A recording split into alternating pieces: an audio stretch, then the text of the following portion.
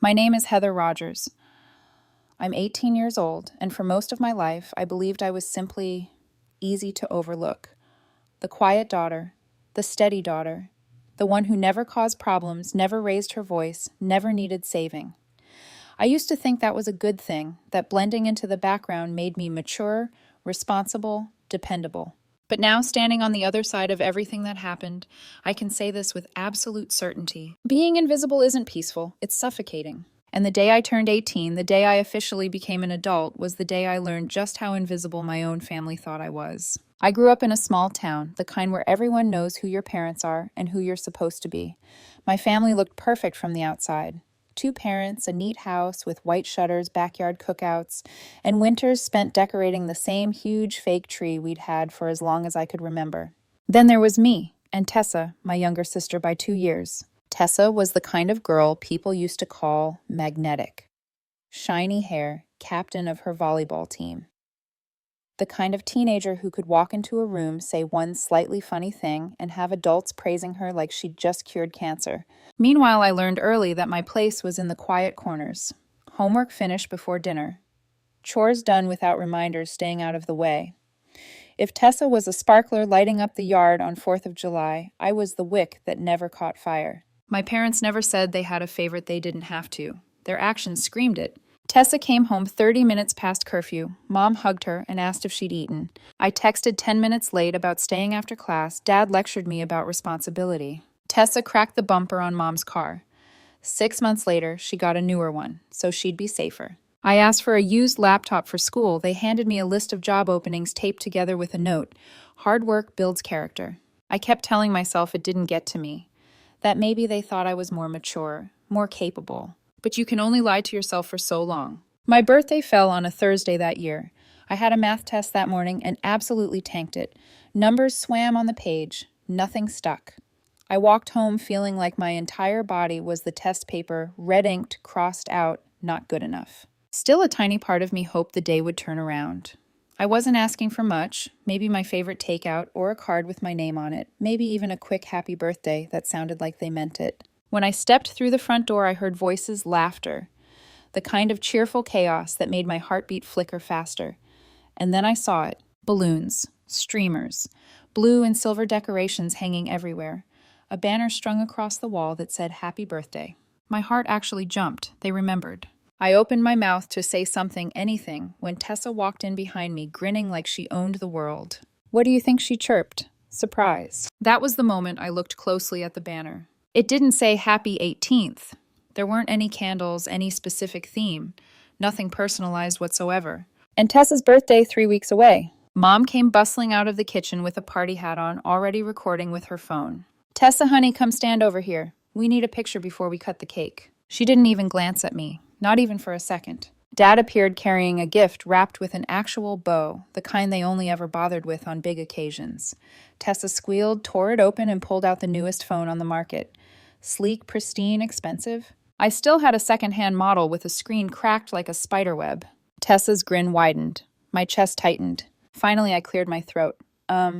Isn't today my birthday? The room froze, just for a beat, but I felt it. Mom turned to me with a laugh that didn't reach her eyes. Oh, sweetheart, we didn't forget. Come here. She handed me a folded card, plain light pink, the kind that came in a 3-pack from the discount aisle. On the counter behind her sat a small cake.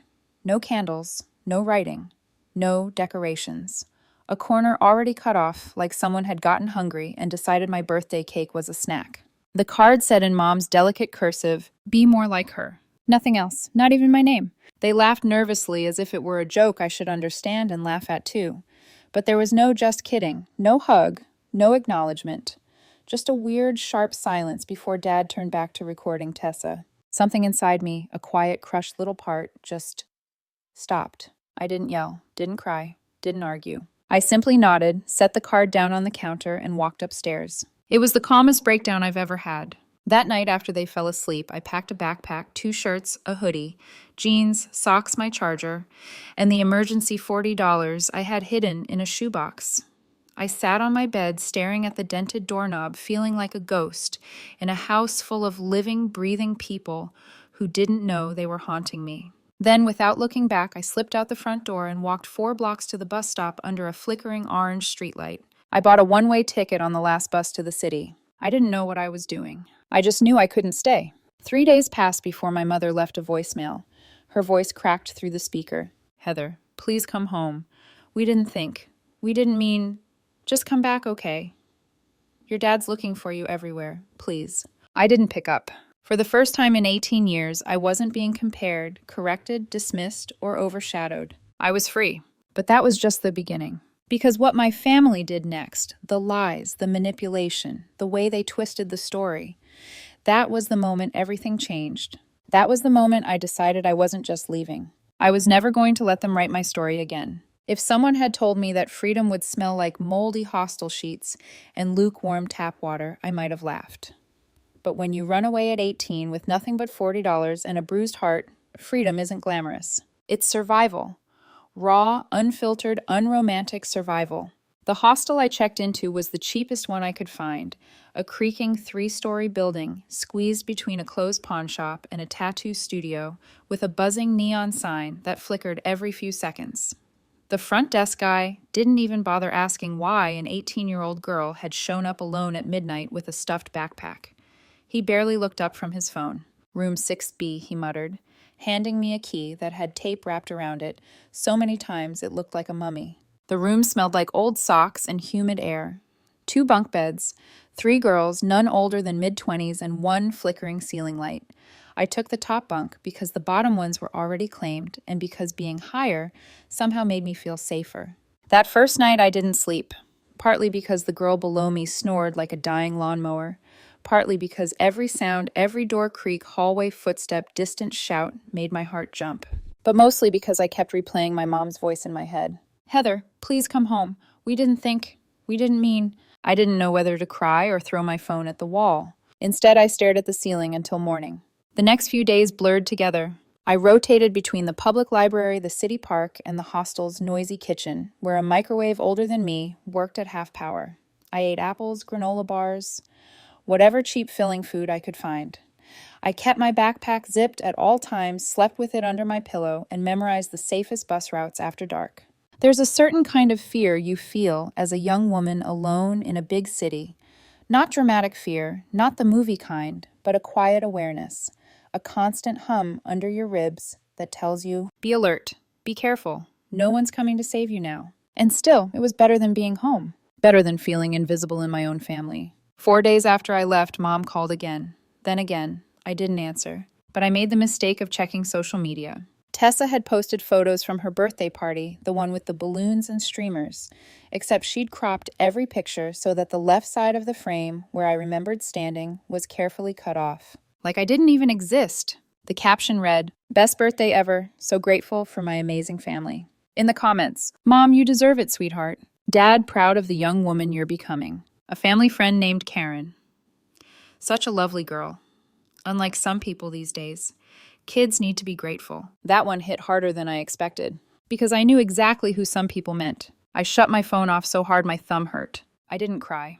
Not yet. The breaking point came 2 weeks later. I was sitting at a library computer, the only place I could get reliable Wi-Fi, when an email popped up from my high school guidance counselor. Subject, quick check-in. Heather, I hope you're well.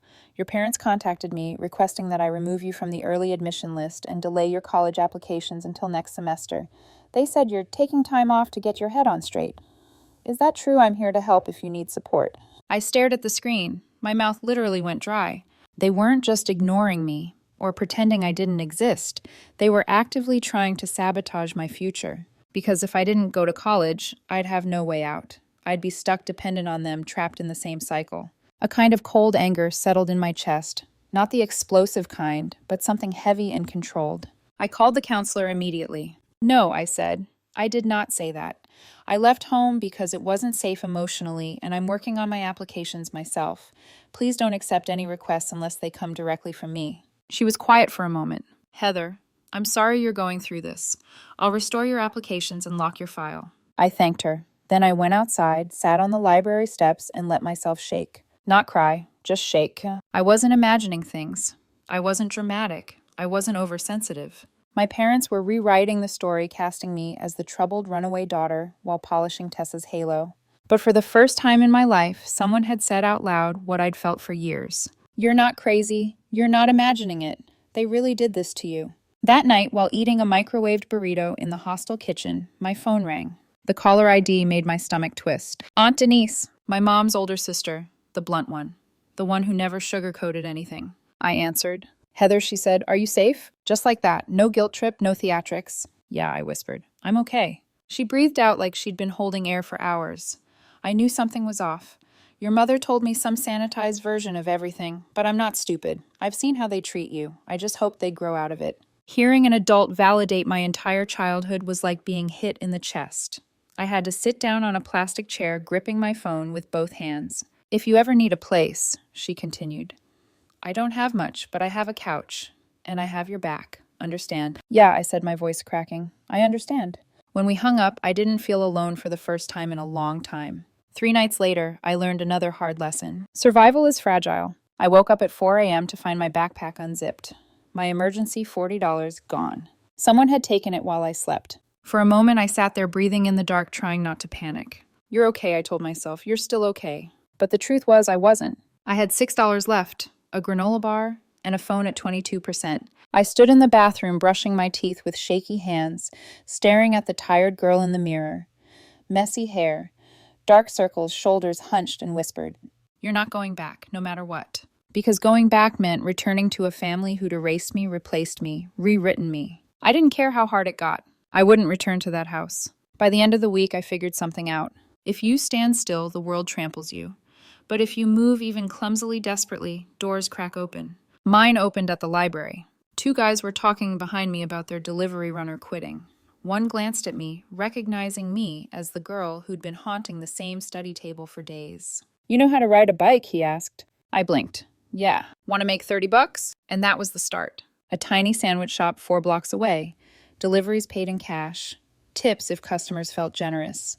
A dented bike they let me borrow if I fixed the tires. I patched them with duct tape and stubbornness. The first day I made $42, more money than I'd ever earned in my life. I ate a real meal that night, ramen and apple, and a chocolate bar I didn't need but desperately wanted. For the first time since leaving home, I felt human again. And I had no idea that this fragile, shaky beginning was the start of something much bigger. A life they couldn't control, a future they couldn't sabotage, a version of me they didn't even see coming. Leaving home hadn't magically fixed anything, but as the days passed, something inside me began to steady.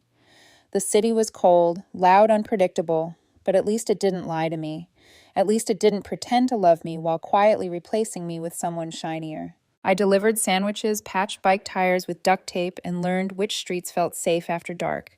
I slept with my backpack under my pillow, my phone tucked into my sock at night, and a kitchen knife I borrowed from the hostel hidden between my mattress and the wall. I wasn't paranoid. I was prepared. Survival slowly formed itself into a life. By the 3rd week, I earned enough cash to finally leave the hostel. I didn't want to. It was cheap, and cheap mattered. But I woke up one night to someone rummaging through my things. That was the final warning. I needed a place where the locks worked, and people didn't whisper outside the door at 2 a.m. Aunt Denise helped me search. She didn't ask for details. She didn't shove advice down my throat. She just showed up, drove me around, and listened. We eventually found a basement room in a quiet neighborhood rented out by an elderly woman named Mrs. Calloway.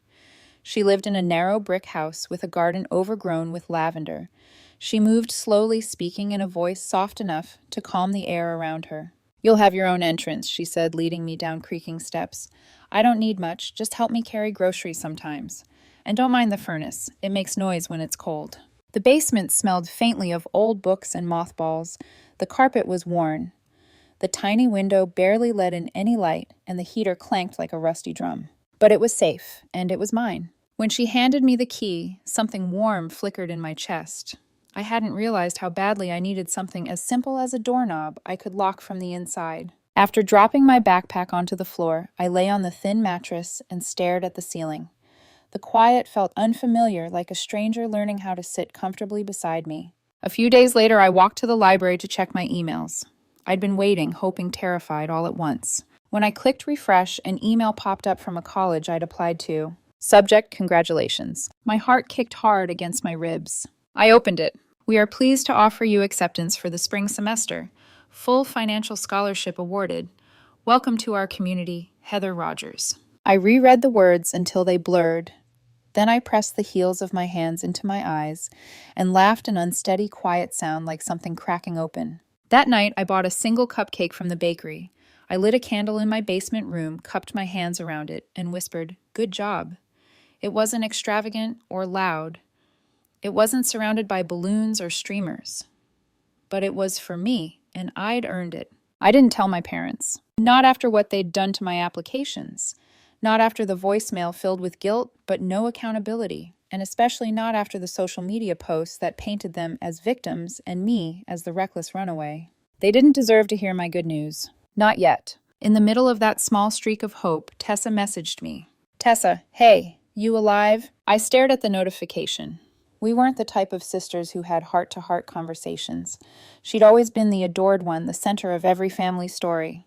Me, I was the reliable audience. I typed back cautiously. "Me, yeah, I'm okay, you?" She took almost a day to respond. "Tessa, things are weird here. They talk about you, like you're gone for good, like you did this huge, unforgivable thing, but they won't say what it is." I didn't respond right away. My hands felt heavy. A minute later, another text came through. "Tessa," Mom cried, 'cause our toothbrush was still in the bathroom. "Dad keeps saying, you pulled a stunt. He thinks you're trying to make them look bad." That one made me inhale sharply. I almost typed something angry, something bitter, something that would have cut like glass. Instead, I wrote, "Me, thanks for telling me." Then I closed the chat. Tessa didn't reply again. December crept in with cold winds that scraped against the windows. I worked deliveries until my fingers went numb, gripping the handlebars. My tips weren't great, but they were enough. Enough to keep me fed, enough to keep me warm, enough to keep me moving. I spent Christmas with Aunt Denise eating too much pie and laughing at a movie so badly written, we ended up doing dramatic reenactments of the worst lines. Her cat Muffin jumped onto my lap and refused to leave purring with a weight that felt like acceptance. "When you were little," Denise said while dealing out cards, "you had this way of making yourself small.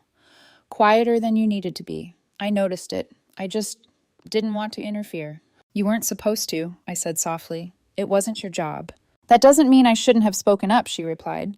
"You deserve better than being compared to Tessa, like she was the sun, and you were, the shadow she cast." My throat tightened. No one had ever said it that plainly. No one had ever taken my side without condition. January arrived faster than I expected. Moving into my college dorm felt surreal. 2 suitcases, a backpack, and exhaustion I didn't know how to describe. My roommate Gabe was a whirlwind. He talked too fast, ate chips at 7 a.m., and played music off-key. But he was kind, genuine. He didn't treat me like I was fragile or weird. He didn't ask about my family. He just pointed at the empty bed and said, "You want that one cool. Don't take my snacks unless you want to be stabbed." We became friends instantly. For the first time in my life, I wasn't shrinking to fit someone's expectations. I wasn't the quiet daughter or the reliable audience member. I was just Heather. And Heather was allowed to take up space. In mid-February, something unbelievable happened. An email from a writing contest I'd entered on impulse appeared in my inbox. Subject: Congratulations, first place. I opened it with trembling hands. My essay, the one about the night I left, was chosen for publication in a campus literary journal. Incoming freshmen would read it as part of their orientation materials. I sat back in my chair, stunned.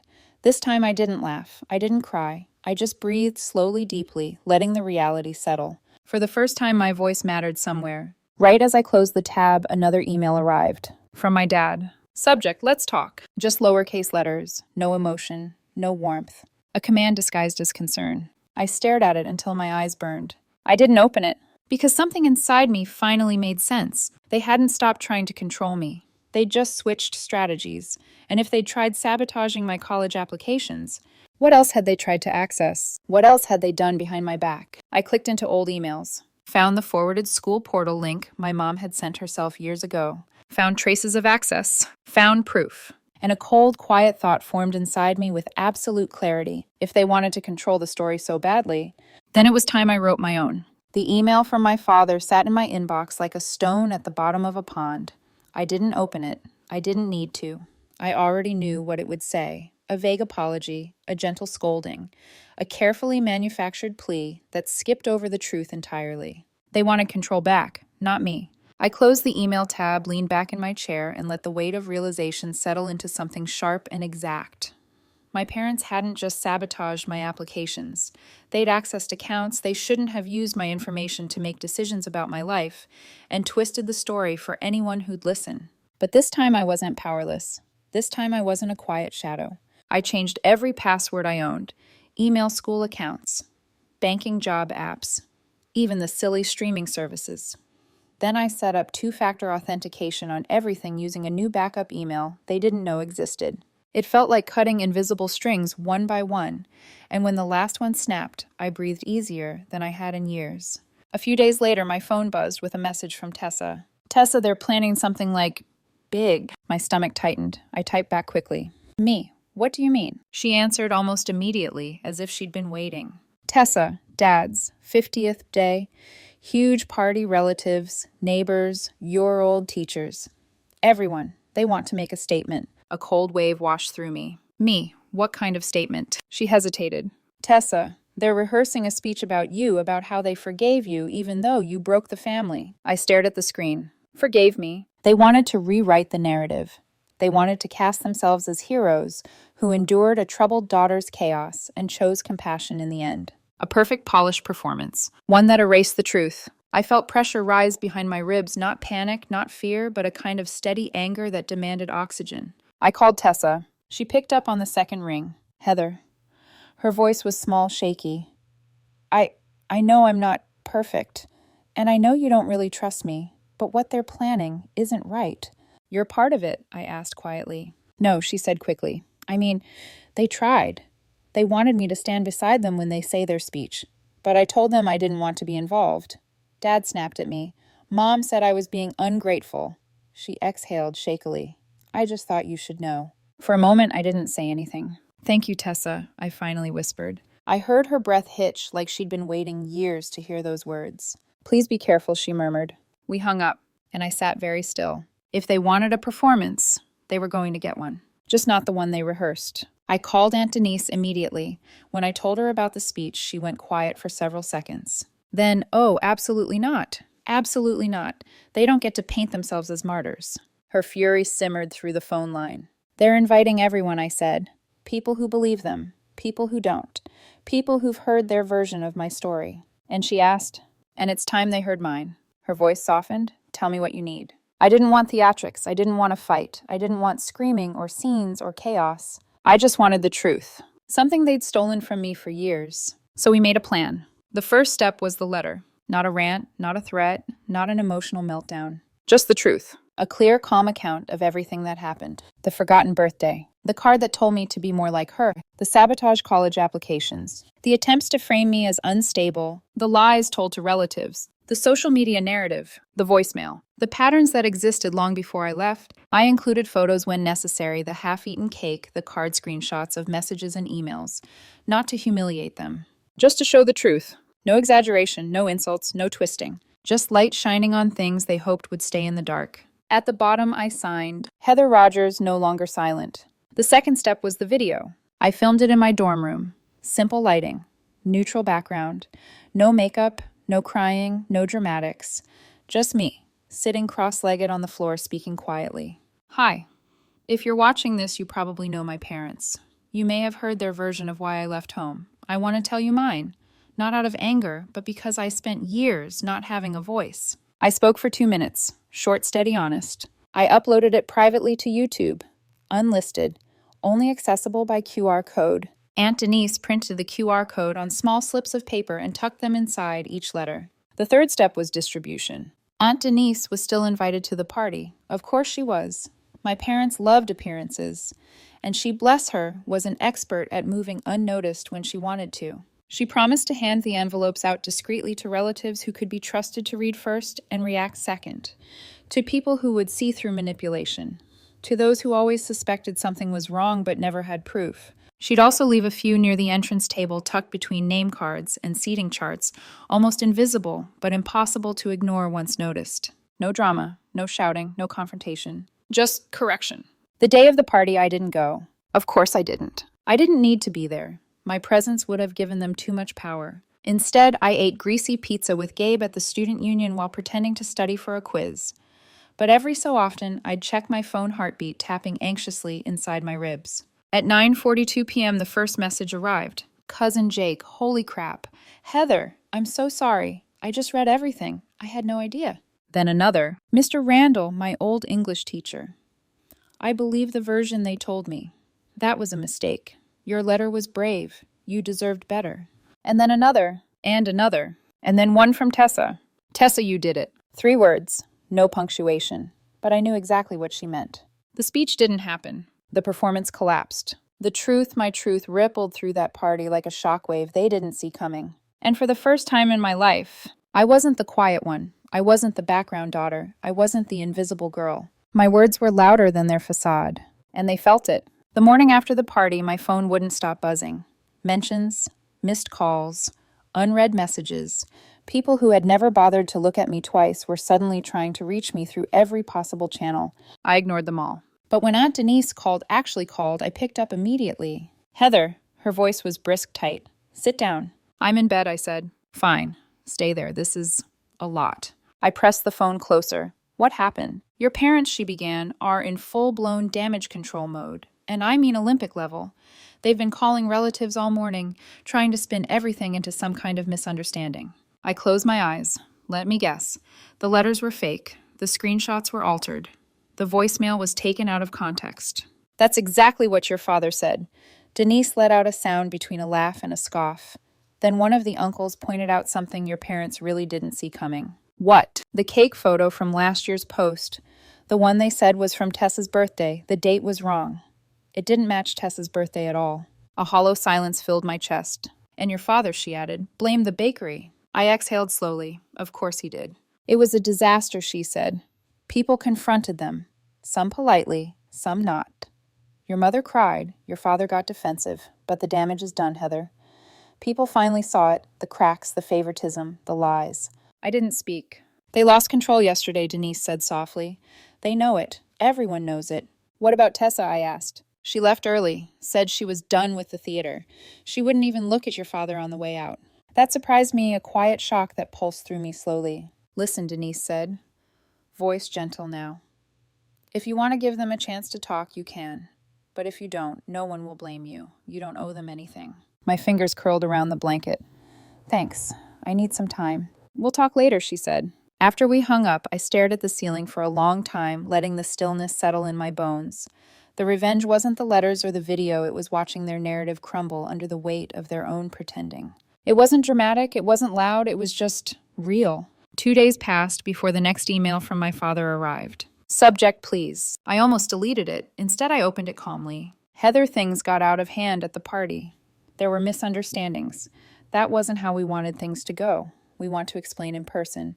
We want to make amends. Your mother is devastated. Please, Dad.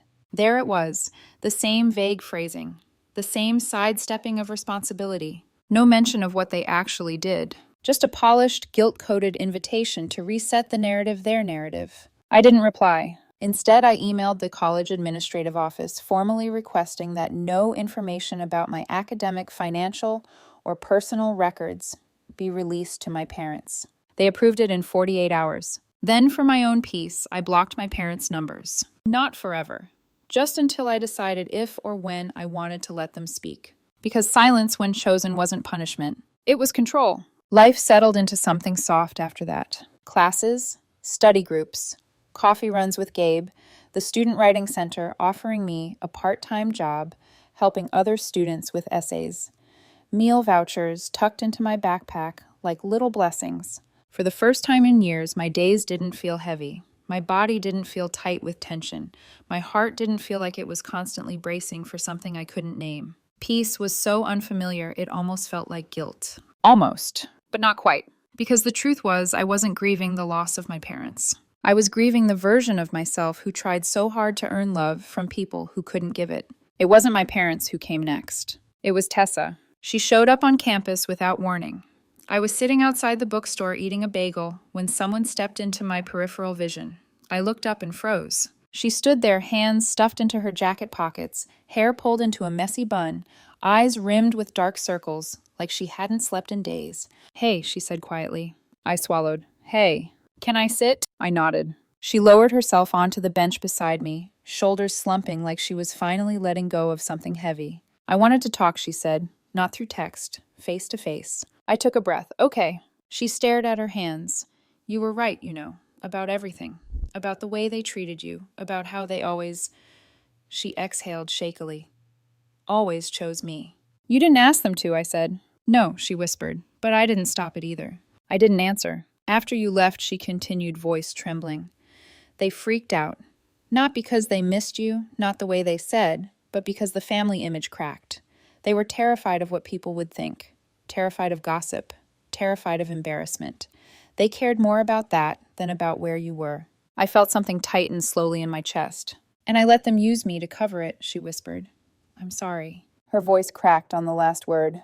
I'm sorry I didn't see it. I'm sorry I didn't stand up for you. I'm sorry I benefited from the comparison. We sat in silence. She finally reached into her pocket and pulled out something small. A card. The card. The one that said, be more like her. She placed it gently on the bench between us. Under the original words in new handwriting, hers were 6 smaller words. I should have been more like you. Something inside me, not forgiveness, but understanding, settled quietly. I picked up the card, stared at it, then folded it once and slipped it into my backpack. Thank you, I said. She nodded, eyes red. This doesn't fix everything, she whispered. I know, but I'm trying, she said. I want to do better. I want to be your sister, not the one they built, the real one. I let out a slow breath, then start there. She managed a tiny trembling smile. Okay. She stood, hesitated, then asked softly, Can we talk again someday? Someday, I said. And I meant it. She walked away, shoulders lighter than when she'd arrived. I watched her go until she disappeared around a corner. Then I got up, walked to the nearest trash bin, pulled the card from my backpack, and let it fall. Not out of anger, not out of spite, but because that chapter didn't own me anymore. I wasn't the girl wishing to be seen. I wasn't the daughter begging for affection. I wasn't the shadow behind the golden child. I was Heather Rogers. Not broken, not invisible, not theirs to define. Just free. For a long time I thought freedom would feel loud, like a triumphant soundtrack swelling in the background, like fireworks exploding in a night sky, like some dramatic ending where I storm out, slam a door, and walk into a brighter future. But real freedom, the kind I earned, the kind I bled for quietly, didn't sound like that at all. It felt like silence, not the cold, punishing silence of being ignored. A warm silence, a steady one, a silence that belonged to me. After Tessa left campus that day, my world didn't suddenly shift into perfection. Life didn't magically fix itself. My parents didn't appear with apologies or revelations. The sky didn't open with a beam of clarity. But something had changed. A thread inside me snapped, and not the painful kind. The kind that finally lets a tangled knot fall loose. For weeks, I lived in a rhythm that felt almost gentle. I studied. I wrote. I worked at the campus writing center, helping other students organize their thoughts on paper, even when mine were still learning how to line up straight. Gabe dragged me into late-night ramen runs and group study sessions where no one judged me for being quiet. I learned how to cook pasta without burning it. I learned what my laughter sounded like when it didn't feel stolen. I learned what it meant for someone to ask if I was okay and actually mean it. Some nights, lying in my dorm bed, staring at the glow-in-the-dark stars Gabe stuck on our ceiling for ambiance, I realized I wasn't just healing.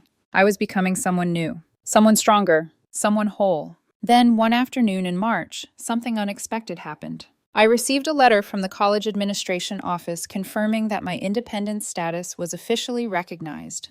No parental access, no outside interference. My academic, financial, and housing records belong solely to me. I read the letter twice, then placed it on my desk and just stared at it. I didn't cry. I didn't shake. I didn't laugh. But I did something I hadn't done in a very long time. I sat up straighter. For years, my parents held invisible strings over my life choices, expectations, punishments, comparisons. Even after I left, part of me still feared they could pull one of those strings and yank everything out from under me. But this piece of paper, this plain official confirmation, cut the final one. I wasn't tethered to them anymore. Not legally, not emotionally, not at all. 2 weeks later, I was walking across campus, a coffee in my hand, when someone called my name. Heather. I turned. It was Professor Klein, the faculty advisor for the literary journal where my essay had been published. A thoughtful, quiet man in his 50s with kind eyes and a habit of adjusting his glasses when he got excited. Good news, he said, catching up to me. Your essay received the highest engagement from incoming freshmen. They've requested you as a guest speaker for orientation week. My heart skipped. A speaker, I echoed. Yes, he said warmly. Your story resonated. You wrote pain without bitterness, resilience without ego. Students saw themselves in your voice. They want to hear more. I blinked at him. For a moment, I was back in my childhood kitchen, small and silent, with my mother brushing past me to hug Tessa. I was back in the living room with the card in my hand. Be more like her. I was back on the bus as streetlights flickered past the window. I was back in the hostel clutching my backpack like a lifeline. I was back at the library reading the acceptance email with trembling hands. And now someone wanted me to speak. Not as a shadow, not as a replacement, not as a cautionary tale. As a voice. I nodded slowly. I'd like that. Good, he said. You deserve it. Deserved. The word felt strange. Strange but right. A week before the event, an envelope arrived in my dorm mailbox. No return address. I almost threw it away. But a part of me, the part still curious in spite of everything, opened it. Inside was a single sheet of paper. 4 words written in familiar handwriting. We're ready to talk. No signature. No apology. No acknowledgement. Just a request disguised as surrender. I sat down on a bench outside the building, turning the note over in my hands. Students passed by laughing, talking, planning weekend trips. I felt like I was sitting underwater, the world buzzing softly around me, while my thoughts floated slowly. Did they deserve a conversation? Did I want one? I imagined walking into a restaurant, sitting across from them, hearing excuses wrapped in sorrow. I imagined the familiar script we didn't know. We didn't realize. We did our best. We were just trying to help. I imagined myself shrinking in my seat, my shoulders instinctively folding inward. Then I imagined myself standing up and leaving. I imagined choosing myself. That night I took the note outside and set it on the sidewalk. The wind didn't pick it up. It just lay there flat, blank, empty. To talk, I murmured, you need the truth. I stepped on the note and kept walking. I didn't feel triumphant. I didn't feel cruel. I didn't feel anything sharp or explosive. Just clear. Orientation week arrived. I stood backstage in a modest auditorium holding a printed copy of my essay. My hands were steady, my breath even.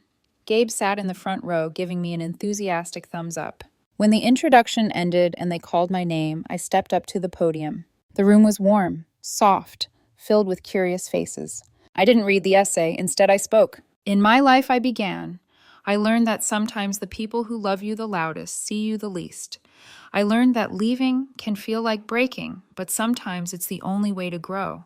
I learned that independence is not the absence of family, it is the presence of yourself. The room went quiet. Not heavy quiet, listening quiet. I continued, not shaking, not afraid. You're allowed to rewrite your life when the version someone else gives you hurts. You're allowed to walk away. You're allowed to choose peace. And you're allowed to build something better from the pieces.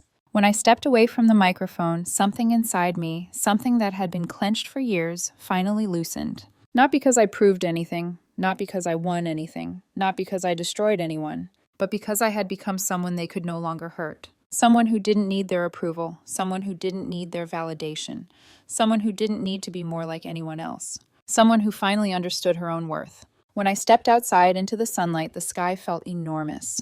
And for the first time in my life, I didn't feel small. I felt free.